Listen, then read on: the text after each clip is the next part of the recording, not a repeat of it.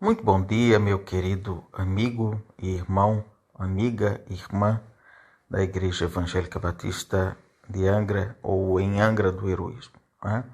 Vamos a mais uma lição da IBD, mais uma vez nesse formato um tanto distinto do que nós costumamos gravar, porque eu encontro-me aqui em São Jorge, pela graça de Deus, mais uma vez para a missão. Então, o título da nossa lição de hoje é Pedra Angular, é a nossa lição 7.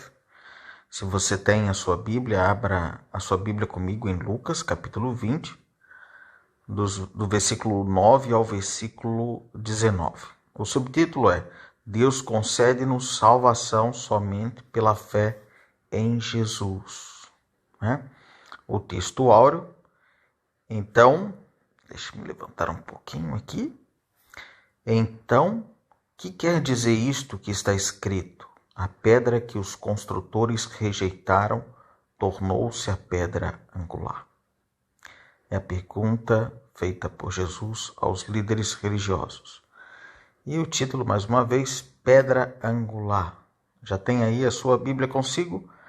Lucas, capítulo 20, do versículo 9 ao 19. Eu vou fazer a leitura aqui na Bíblia, no formato digital, para que os irmãos também possam acompanhar.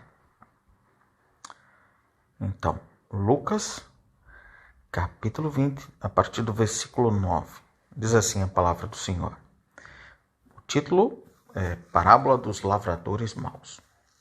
E começou a dizer ao povo esta parábola. Certo homem plantou uma vinha e arrendou-a a uns lavradores e partiu para fora da terra por muito tempo. E no próprio tempo mandou um servo aos lavradores para que lhe dessem dos frutos da vinha, ou do resultado dos frutos da vinha. Pode ser essa a ideia também. Mas os lavradores, espancando, mandaram-no vazio. E tornou ainda a mandar outro servo, mas eles, espancando também a este, e afrontando, mandaram-no vazio. E tornou ainda a mandar terceiro, mas eles, ferindo também a este, o expulsaram. E disse o senhor da vinha: Que farei? Mandarei o meu filho amado. Talvez que vendo o respeitem. Mas vendo, os lavradores arrazoaram entre si, dizendo: Este é o herdeiro. Vinde, matemo-lo, para que a herança seja nossa. E lançando-o fora da vinha, o mataram. Que lhes fará, pois, o senhor da vinha?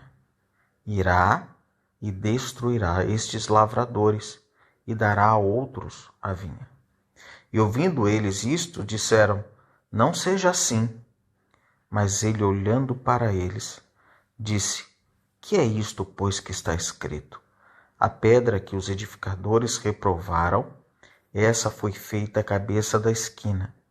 Qualquer que cair sobre aquela pedra ficará em pedaços, e aquele sobre quem ela cair será feito em pó.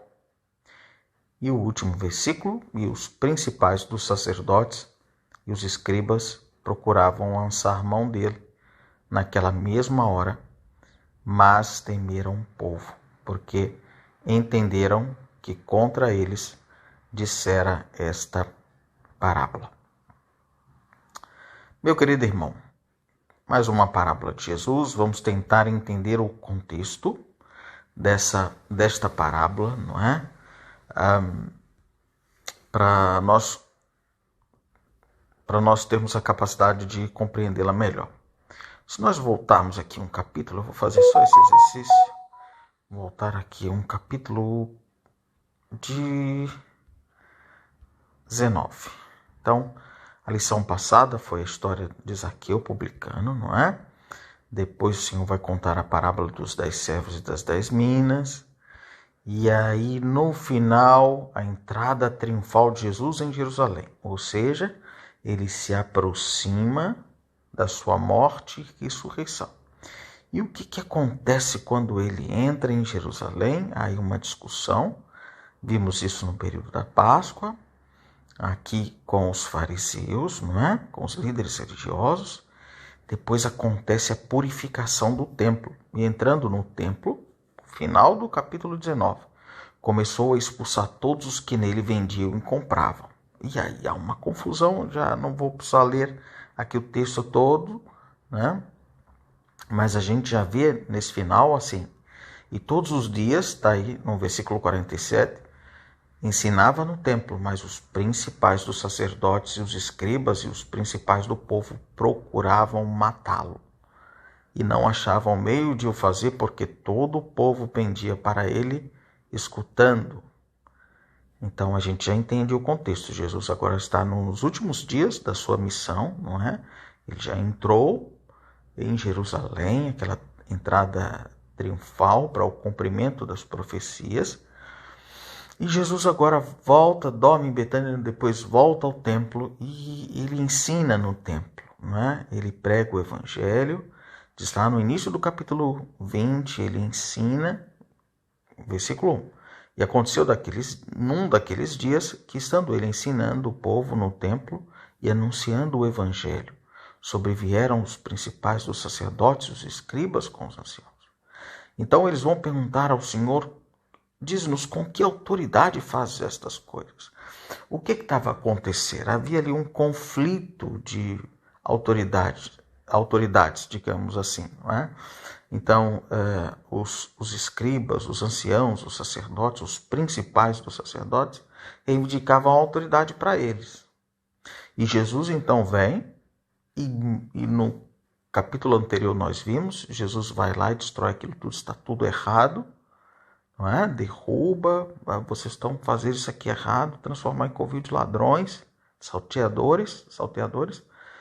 Então eles perguntam: que autoridade? Eles tinham medo, eles queriam já matar Jesus, mas eles tinham medo, porque o povo via a autoridade de Jesus. Então ele vai perguntar sobre a autoridade de Jesus, e Jesus vai usar como argumento, né, o título Batismo de João, e eles ficam perdidos. Jesus não responde na sua sabedoria, não é? No versículo 8 diz assim: e Jesus lhes disse: tampouco vos direi com que autoridade faço isto, porque eles não responderam à pergunta sobre a autoridade de João, se vinha do céu ou se era humana, porque eles temiam o povo, não é? Se eles dissessem: não, vem do céu, por que vocês não obedecem a João? Por que vocês não escutam a João quando João apontou para mim a dizer: eis o Cordeiro de Deus que tira o pecado do mundo? Então vocês iam entender de onde vem a minha autoridade. Mas eles não iam reconhecer isso, então eles tinham medo de dizer que a autoridade de João não era a autoridade divina. E então esse é o contexto da nossa parábola. Então Jesus vai contar essa parábola dos lavradores maus, e Jesus então utiliza desse mecanismo que são as parábolas para contar verdades, de modo que essas verdades sejam... tem muitos propósitos as parábolas. Primeiro, elas apontam para a realidade do reino. É o tema central das parábolas de Jesus, é o reino de Deus. Esse é um ponto quando estudamos parábolas. O segundo ponto é que Jesus usa de histórias, de símbolos, de metáforas conhecidas, não é? A força do seu ensino era, digamos assim, a sua sabedoria, a maneira como as pessoas iriam compreender aquilo, a profundidade, porque eram coisas da sua realidade. E de outra maneira também, a parábola era um mecanismo de se criar filtros, de modo que aqueles que ouvissem e não percebessem, se não tivessem o desejo genuíno e verdadeiro de compreender aquilo. Então Jesus vai contar uma história, uma parábola, e aqueles homens vão entender, não é? Então no versículo 9 está escrito assim: e começou a dizer ao povo esta parábola: certo homem plantou uma vinha, e arrendou a uns lavradores, e partiu para fora da terra por muito tempo. Então nessa parábola é fácil compreender, e aqueles homens compreendiam, que aquele homem que plantou uma vinha é Deus, porque no Velho Testamento a vinha era um símbolo de Israel. Então eles sabiam disso, e o próprio Senhor Jesus em João 15 diz: o meu pai é o agricultor, não é?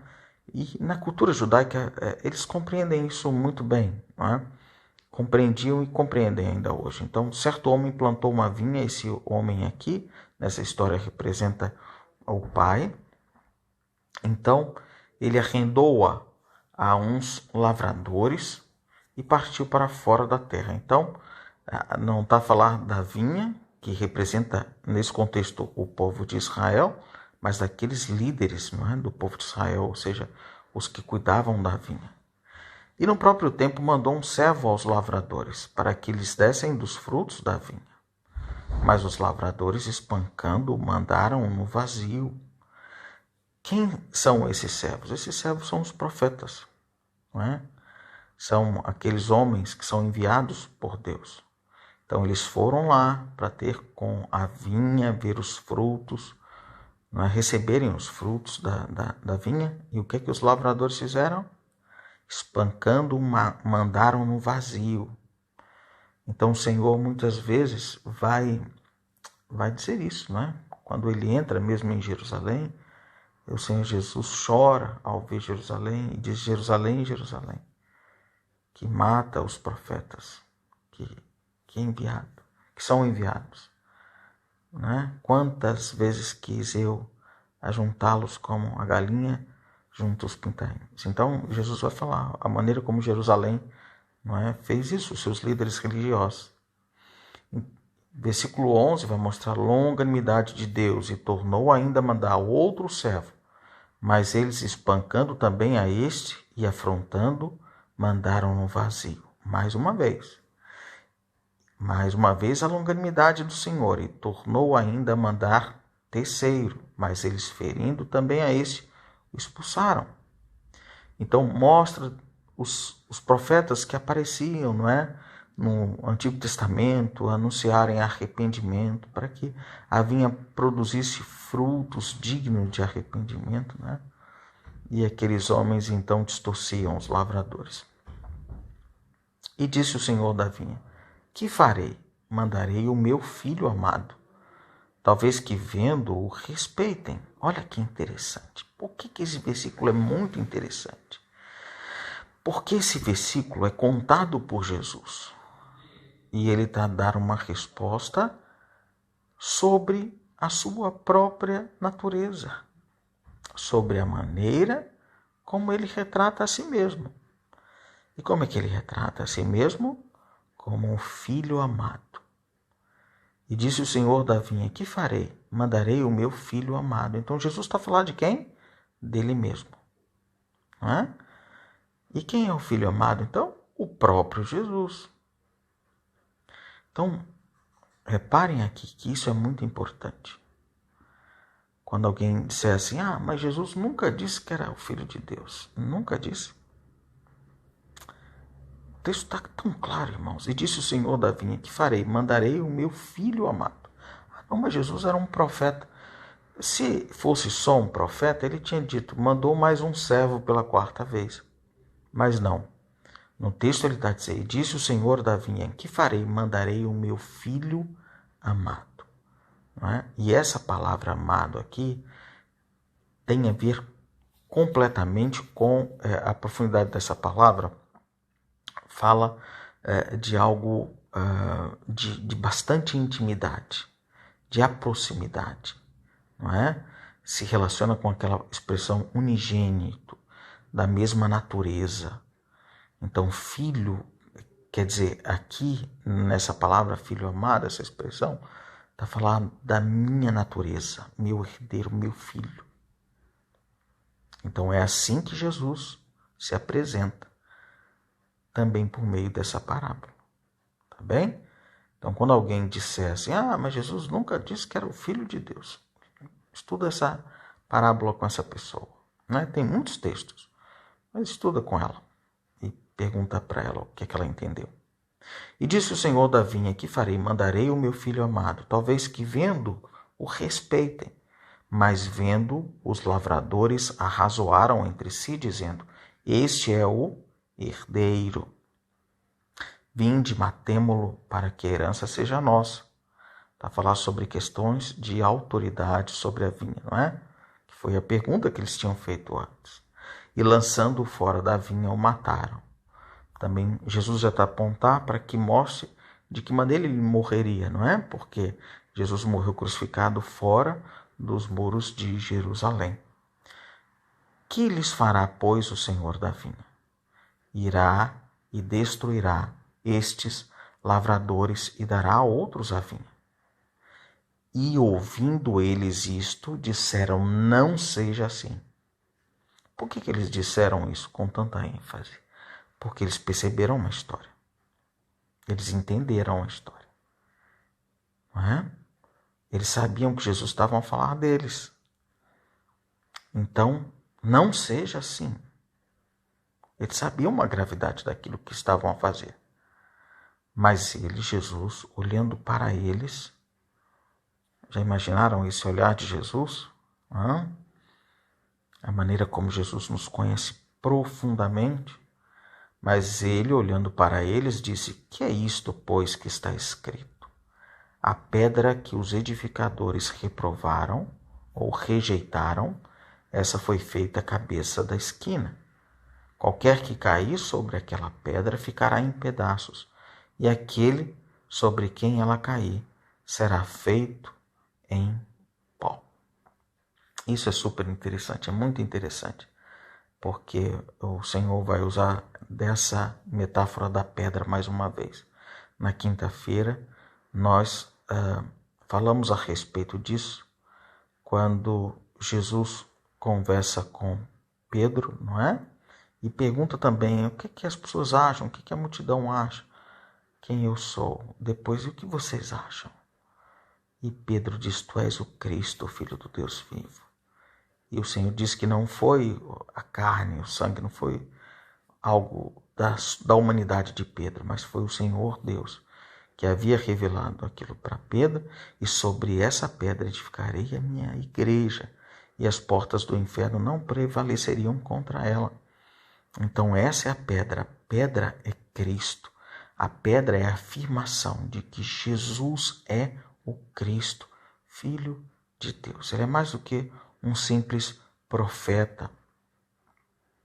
E essa pedra que era rejeitada, que os edificadores reprovaram, rejeitaram, ela foi feita cabeça de esquina, né? Era uma pedra de esquina na construção em que unia as coisas de maneira que aquilo se torne equilibrado e que a construção se mantenha de pé. Se torna uma pedra principal, não é? Então aquilo que foi rejeitado pelos homens, Deus, né, por toda aquela liderança ali, Deus fez a pedra principal, não é? E ele já é a pedra principal, não é? Mas para o cumprimento da profecia, e qualquer que cair sobre aquela pedra ficará em pedaços. Ou seja, aqueles que se escandalizarem dessa verdade de que ele é o Filho de Deus, se escandalizarem da verdade de que ele é a autoridade da parte de Deus, e aquele que sobre quem ela cair será feito em pó. Então, mais uma vez, Jesus está a mostrar que a crença em quem ele é de fato, não é? Como Filho de Deus, como a pedra principal, como Filho amado, é o que o texto diz, é que vai ser a pedra, né? Para uns, a pedra principal, e para aqueles que rejeitaram, não é? Será destruído por meio dessa pedra. E por fim, versículo 19, os principais dos sacerdotes e os escribas procuravam lançar mão dele naquela mesma hora, mas temeram o povo porque entenderam que contra eles dissera esta parábola. Então mostra mais uma vez que eles foram lá tentar, não é? Tentavam, mas eles tinham medo do povo. Nessa hora aqui, a popularidade, digamos assim, de Jesus estava em alta. E então, reparem que mais de uma vez eles tentaram matar a Jesus, mas Jesus ele não morre por causa da vontade daqueles homens. Jesus morre porque ele se entrega, não é? Quando ele percebe que é chegada a sua hora, então ele vem e cumpre o seu propósito de morrer na cruz em nosso lugar pelos nossos pecados, para nos salvar. Amém? Então essa é a nossa lição de hoje.